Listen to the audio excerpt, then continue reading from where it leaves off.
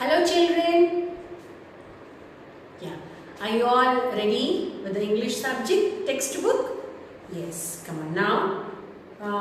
Open your textbook on to page number 21. Yes. So we were looking with the games part. Yeah. So we have seen two beautiful games previously in the two previous chapters, two previous lessons. Yes. One was called hopscotch and the other one, right, gilli danda. Okay, so today we are going to look into another small little game, but now this one is going to be in the form of a poem. Okay, so we have the poem here, The Echoing Green. So let us see what is this poem about. In this poem, William Blake talks about merry sounds and images of spring that accompany the children playing outdoors. Then an old man happily remembers when he enjoyed playing with his friends during his own childhood. The last stanza depicts the little ones being weary when the sun has descended and going to their mother to rest after playing many games. So this poem was written by William Blake. So he is the poet of the poem.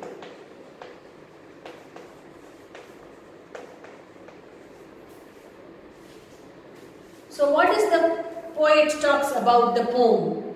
The poet says he's talking about the sounds and images of the spring season where children come for the outdoor play. He also sees an old man who is happily enjoying by seeing the children who are playing with their friends in their little childhood. And in the last stanza of the poem, it talks about like how the children are behaving very rudely, very angrily.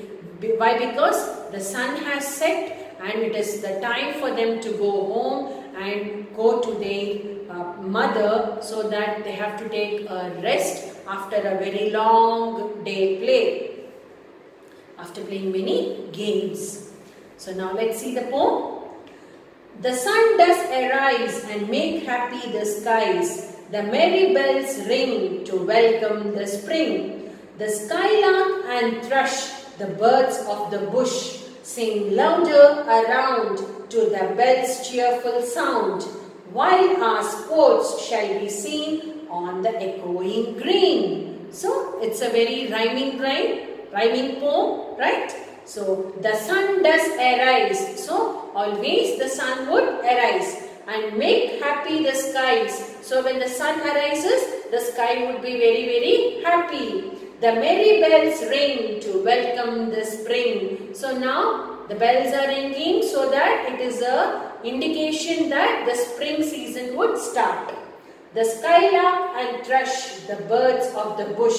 So all the skies which are very lark and thrush, we can also see the birds on the bushes. Sing louder around. So they start singing louder all around to the bell's cheerful sound. So the bells are making a beautiful, cheerful sound. While our sports shall be seen on the echoing green. So when all these things are happening, we can also see some sports that are being played on the echoing green, that is a garden. Old John with white hair does laugh away care, sitting under the oak among the old folk. They laugh at our play and soon they all say, such were the joys when we all, girls and boys, in our youth time were seen on the echoing green. So, now the second stanza, what does it talk about? The second stanza tells, old John with white hair. So, there is an old man who is sitting in the lawn, okay, on the benches of the lawn, that is benches of the garden. His name is John. Does laugh away care, sitting under the oak among the old folk. So he starts laughing, where all the people are sitting under the oak tree, Okay, among the old folk. Old folk means all the old people. Old aged people, they sit under the oak tree and they start laughing.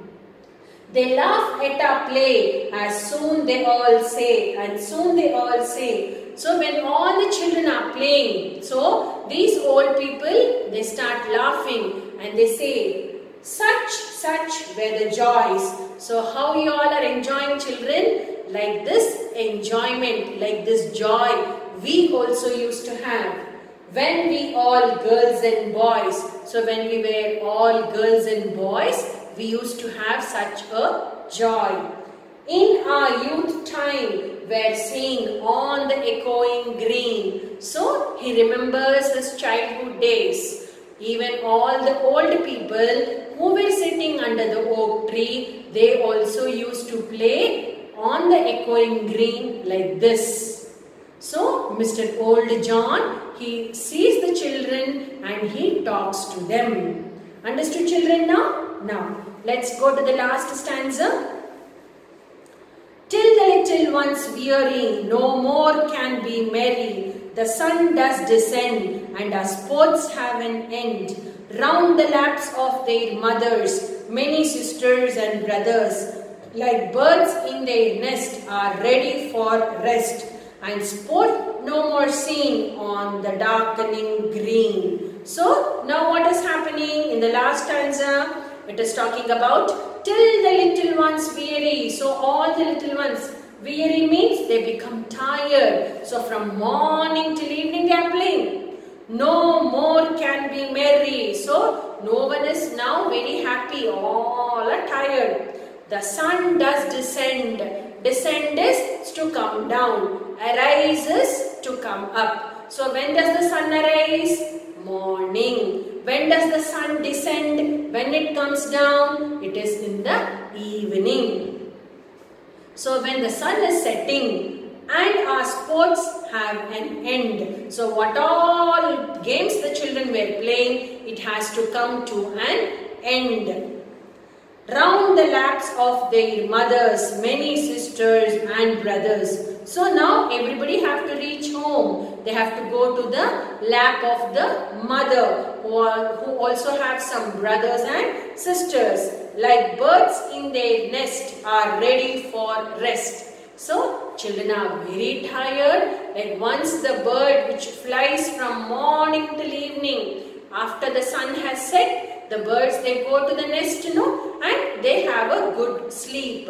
In the same manner, the children who were playing in the garden, they are tired from morning. Morning until evening they were playing. So, in this echoing green, they play from morning till evening and they get tired, and once it is sunset, all the children are ready to go back home to take rest.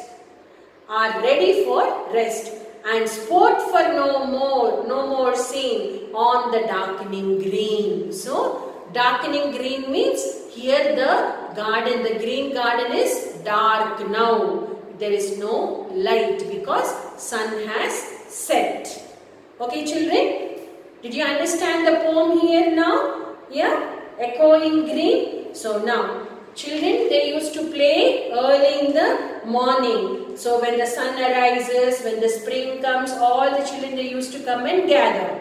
That was the first stanza. Second stanza, we see that the old man, old John, along with his group of friends, he would remember his childhood days, how he used to play, like how all the children are playing now. Okay, he used to tell them, when we were also boys and girls, we used to play like this. We used to enjoy a lot. Okay, and they all used to, these old people, they used to sit under the oak tree. Okay, now in the third stanza, what we will learn, what we have learned, we have seen that now the sun has set. It is becoming dark and all the children are tired of playing, like how birds, once they are moving in the sky throughout the day, it will go to sleep in the night.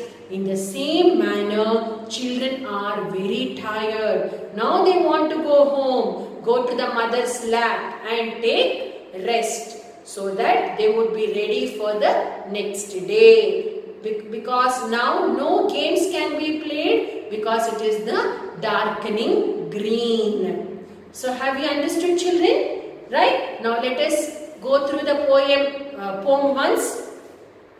The echoing green. The sun does arise and make happy the skies. The merry bells ring to welcome the spring. The skylark and thrush, the birds of the bush, sing louder around to the bell's cheerful sound. While our sports shall be seen on the echoing green. Old John with white hair does laugh away care, sitting under the oak among the old folk. And they laugh at our play, and soon they all say, such were the joys when we all, girls and boys, in our youth time were seen on the echoing green. Till the little ones weary, no more can be merry. The sun does descend, and our sports have an end. Round the laps of their mothers, many sisters and brothers, like birds in their nest, are ready for rest, and sport no more seen on the darkening green. Right? Very wonderful poem, right? I enjoyed reading it. Right, children? Come on. Hope you all also have enjoyed the beautiful poem. Thank you.